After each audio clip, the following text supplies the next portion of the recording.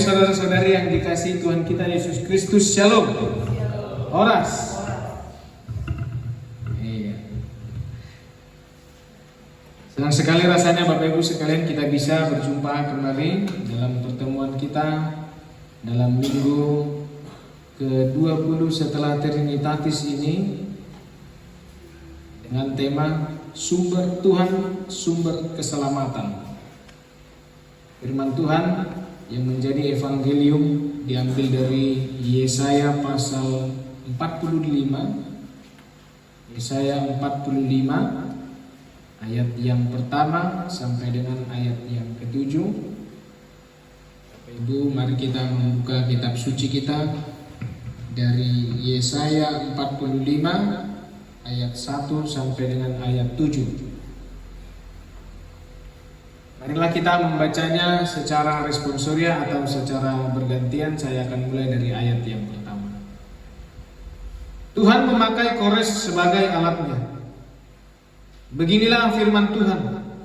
Inilah firmanku kepada orang yang kuurapi, kepada Kores yang tangan kanannya kupegang, supaya aku menundukkan bangsa-bangsa di depannya dan melucuti raja-raja, supaya aku membuka pintu-pintu di depannya, dan supaya pintu-pintu gerbang tidak tinggal tertutup.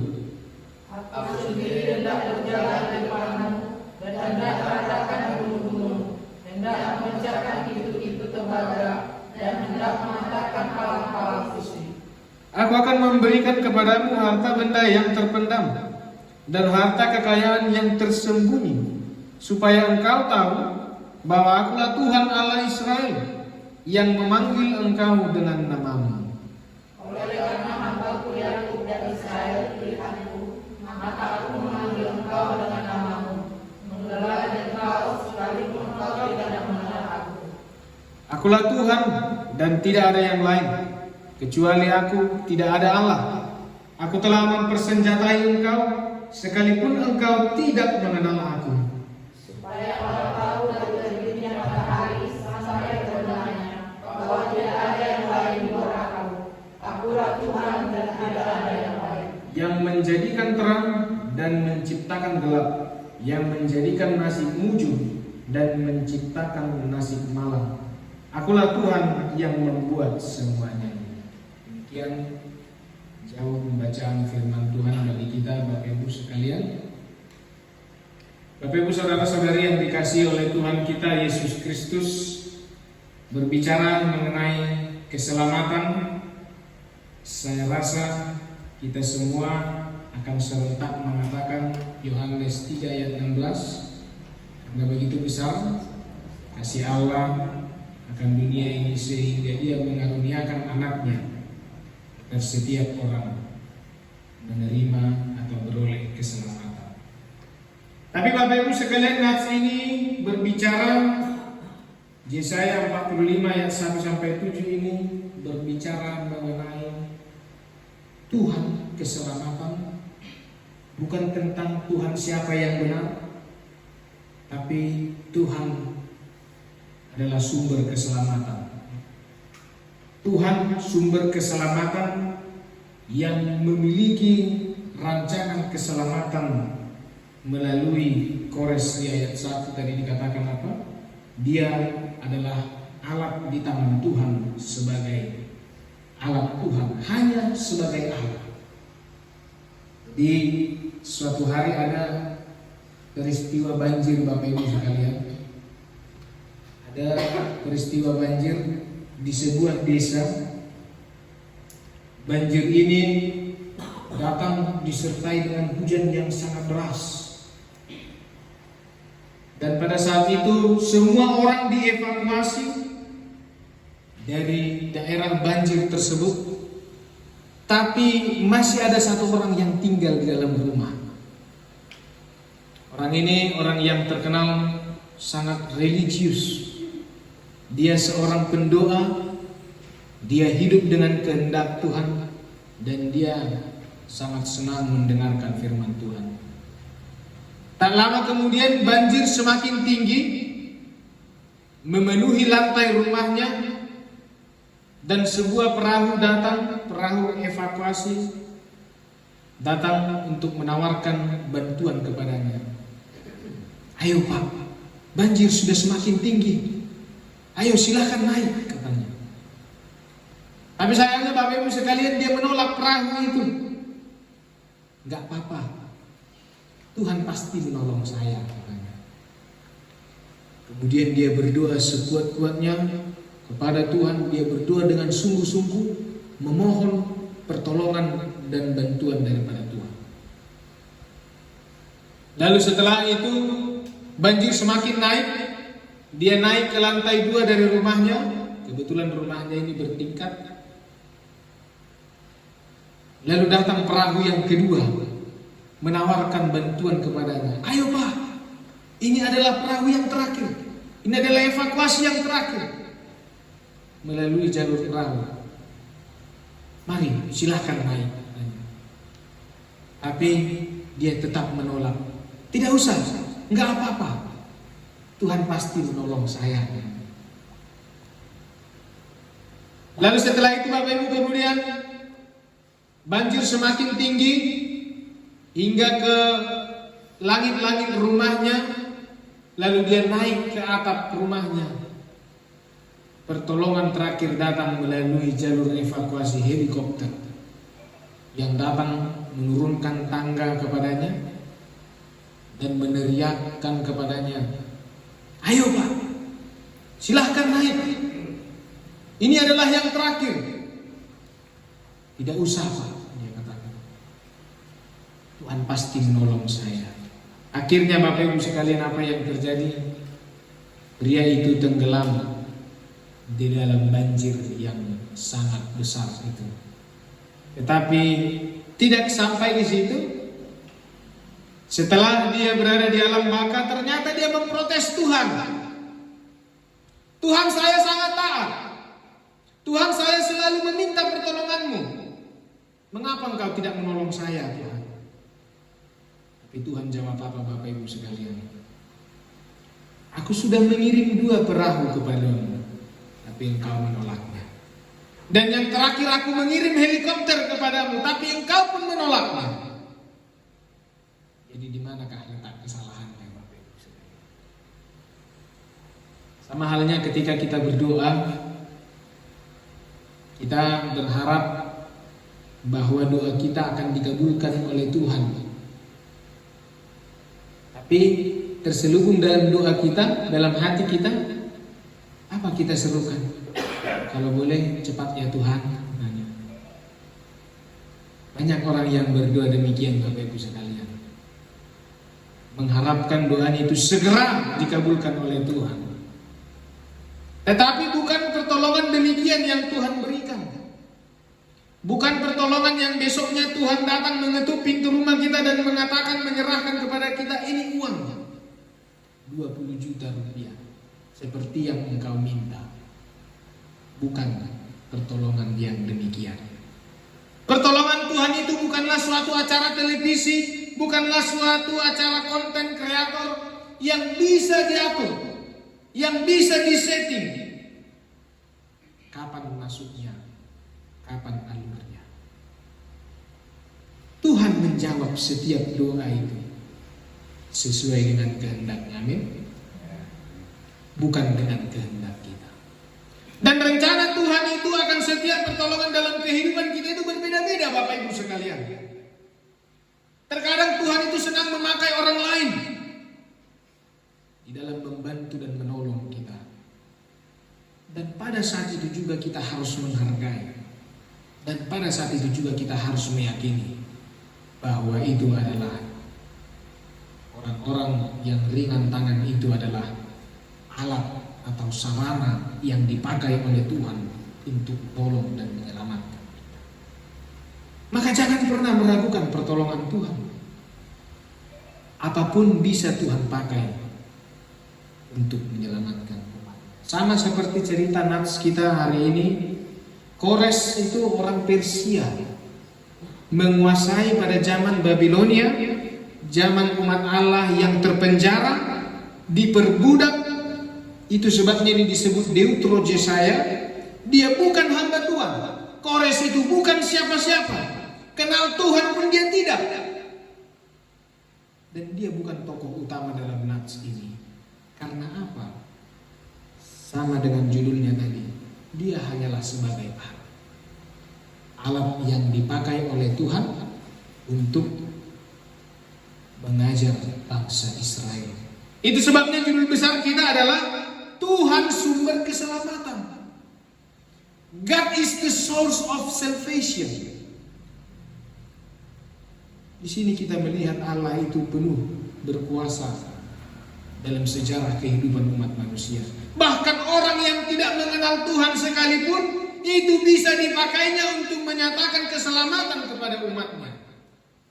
Bahwa dari terbitnya matahari sampai terbenamnya tidak ada yang berkuasa penuh atas kehidupan umat manusia selain daripada Tuhan yang menjadikan. Maka umat Tuhan ketika dalam kesulitan jangan pernah mengatakan tidak mungkin Tuhan, mustahil Tuhan. Nantikan pertolongan Tuhan dan biarkan Tuhan menyelesaikan pekerjaannya. Jangan mengukur kehebatan Tuhan, karena Tuhan itu mengherankan, selalu mengherankan. Persoalannya sekarang apa Bapak Ibu sekalian? Ternyata hasrat dan keinginan kita itu sering membuat kita menjadi tidak sabar dalam kehidupan. Bangsa yang tidak sabar itu jangankan sabar, sadar pun mereka tidak. Dan sadar nasida bangsa na piniling ni debatado nasida. Dan sadar nasida bangsa na minyahan ni debatado nasida. Masa tunggu dipakai orang lain yang tidak mengenal Tuhan untuk menyadarkan orang yang sudah mengenal Tuhan? Orang Kristen sadar enggak dia orang Kristen? Jangan sampai orang yang di luar Kristen menyadarkan kita bahwa kita adalah orang Kristen. Kami aja 5 kali sehari bisa. Masa lu sekali seminggu kagak bisa? Tanya kan lucu apa gimana? Sadarkah orang Kristen bahwa memaafkan itu adalah kehendak Allah? Sadarkah orang Kristen bahwa ingat dan kuduskan hari Sabat itu adalah tanggung jawab orang Kristen? Sadarkah orang Kristen bahwa menghormati orang tua itu adalah perintah Allah? Sadarkah orang Kristen memuliakan dan takut akan Tuhan itu adalah sebuah keharusan? Dan sadarkah orang Kristen bahwa Allah itu adalah sumber keselamatan? Kalau sadar, maka lakukan, kerjakan, tanpa menunggu Allah menyadarkan kita. Aku akan memberi harta benda yang terpendam. Dikatakan tadi pada ayat ketiga ya. Aku akan memberi harta benda yang terpendam. Aku akan memberi harta kekayaan yang tersembunyi. So God has plan in our life. Tuhan memiliki rencana dalam setiap kehidupan kita Bapak Ibu sekalian. Whatever you face today, apapun yang kita hadapi sekarang, suka duka, pergumulan, permasalahan itu boleh terjadi. Tapi Deutero Yesaya ini mengajak kita apa hari ini? Walaupun dalam pergumulan, walaupun dalam permasalahan, walaupun engkau tersiksa, walaupun surut naik paceklik finansialmu, tapi ingatlah ada Tuhan, sumber keselamatan dalam segala hal. Asalkan kita tetap setia dan taat mengandalkan Tuhan dalam kehidupan kita. Amin. Maka kognitif dan emotif kita harus selaras. Walaupun menurut akal pikiran kita mungkin Tuhan tidak bisa memberikan dalam waktu yang singkat. Tidak mungkin Tuhan dalam waktu yang segera itu bisa bertindak. Tapi spiritual kita berkata lain. Sabar ya, sabar. Waktu Tuhan pasti yang terbaik ya. Kemarin sudah kita nyanyikan. Waktu Tuhan adalah waktu yang terbaik. Sekularisasi. Jadi Galileo itu ketika ditegur soal teorinya bahwa bumi mengitari matahari, bukan matahari yang mengitari bumi. Banyak orang yang mengkritik, banyak yang menegur dia. Tapi dia bilang apa Bapak Ibu sekalian? Boleh saya dikritik, boleh saya ditegur, tapi saya juga mendengar uskup berkhotbah. Dia katakan apa? That the Holy Book teaches us how to go to heaven, not how heaven goes, katanya. Alkitab suci itu mengajarkan kepada kita bagaimana supaya bisa masuk surga, bagaimana supaya naik ke langit, bukan bagaimana surga itu datang. Maka orang-orang yang merundung dia, yang menegur dia, mengkritik dia itu tidak berani berkata apa-apa lagi. Maka bangunlah hubungan yang dekat dengan Tuhan. Firman Tuhan berkata, mendekatlah kepada Tuhan. Maka dia akan mendekat kepada engkau. Yakobus itu namanya, Yakobus 4 ayat 8. Sian sude narikot di ngolutta mangdo inang. Akaro tay narikot di ngolutta. Mangan, arta, hepeng, hai pason. Alai narumikot sian seluruh nai. Ima malua manang selamat. Yang lebih penting dari segalanya itu adalah selamat. Tujuan kita adalah Tuhan, heaven, not this world. Bukan dunia ini. Tadi itu sudah dipertibio. Semuanya akan berlalu. Kita datang ke sini dengan tangan kosong, bahkan kita pun akan pergi dari dunia ini dengan tangan kosong. Itu sebabnya kenapa kalau bayi lahir itu menangis. Itu sebabnya kenapa kalau orang mati itu ditangisi. Karena satu pun tidak ada yang bisa dia bawa dari dunia ini. Dia datang dengan tangan kosong. Dia pergi pun masuk kerajaan Tuhan dengan tangan kosong. Maka inilah yang harus kita miliki. Memiliki hubungan yang dekat dengan Tuhan. Kalau kita mau selamat, mari bangun hubungan yang dekat dengan Tuhan. Hagai 1 ayat 7 berkata apa? Pertimbangkan cara hidupmu. Walaupun penolakan dari umatnya itu terjadi terhadap bangsa itu, tetapi itu tidak bisa menggagalkan rencana Tuhan tentang penyelamatan Tuhan bagi dunia ini. Sampai hari ini, ya, Allah tetap bekerja menyatakan keselamatan bagi semua bangsa. Dan gereja kita ini adalah pengemban. Kenapa saya katakan pengemban? Pengemban dari rencana penyelamatan Tuhan yang besar. Beritakanlah Injil kepada segala makhluk. Itu kata firman Tuhan. Gembalakanlah kawanan domba Allah. Itu salah satu moto GKPI juga. Gembalakanlah kawanan domba Allah. Nah, sekarang apakah kita menanggapi panggilan ini? Jika tidak, maka Allah mampu membangkitkan kores-kores akhir zaman ini untuk penggenapan rencananya. Tetapi itu bukan hal yang kita inginkan, Bapak Ibu sekalian. Selamat itu bukan hanya sekedar masuk datang ke gereja, tapi selamat paketnya itu tetap adalah setia sampai akhir. Maka keselamatan itu tidak bisa dipisahkan dengan kesetiaan. Ini selalu berjalan beriring-iringan. Orang yang setia adalah orang yang selamat. Amin. Orang yang setia adalah orang yang bersabar. Alkitab bilang apa? Kerjakan keselamatanmu dengan takut dan gentar. Yang kedua bilang apa juga? Bertahan, orang yang bertahan sampai pada kesudahan itu yang akan selamat. Tekanan boleh ada, masalah selalu ada, tapi kita harus tetap setia. Orang yang setia itu pasti menang. Setia itu memang tidak gampang, itu sukar, tetapi pada akhirnya dia tidak pernah mengecewakan. Maka mari kita semua serentak mengatakan, saya orang yang setia dan saya orang yang diselamatkan. Mari kita sama-sama mengucapkan, Bapak Ibu sekalian, saya orang yang setia, saya orang yang diselamatkan. Puji Tuhan. We relax in the bus, but we don't know the driver. We relax in the ship, but we don't know the captain. We relax in the plane, but we don't know the pilot. Kita boleh tenang duduk dalam bus, tapi kita tidak kenal siapa supirnya. Kita boleh duduk tenang ketika naik kapal, tapi kita tidak pernah tahu siapa kaptennya, siapa yang membawa. Kita boleh duduk tenang ketika naik pesawat, tapi kita tidak kenal siapa pilotnya. Maka mengapa kita tidak tenang ketika kita mengetahui bahwa hidup kita sepenuhnya dikontrol oleh Tuhan? Bukankah seharusnya kita lebih tenang karena kita kenal siapa yang mengontrol kehidupan kita? Donald Hicks bilang, sungai pun banyak lekukannya, tapi pada akhirnya dia akan tetap menuju lautan. Orang Kristen itu banyak pergumulannya Bapak Ibu sekalian, banyak persoalannya, banyak permasalahannya, tapi sumber keselamatannya hanyalah satu, yaitu dari Tuhan saja. Amin, kita berdoa.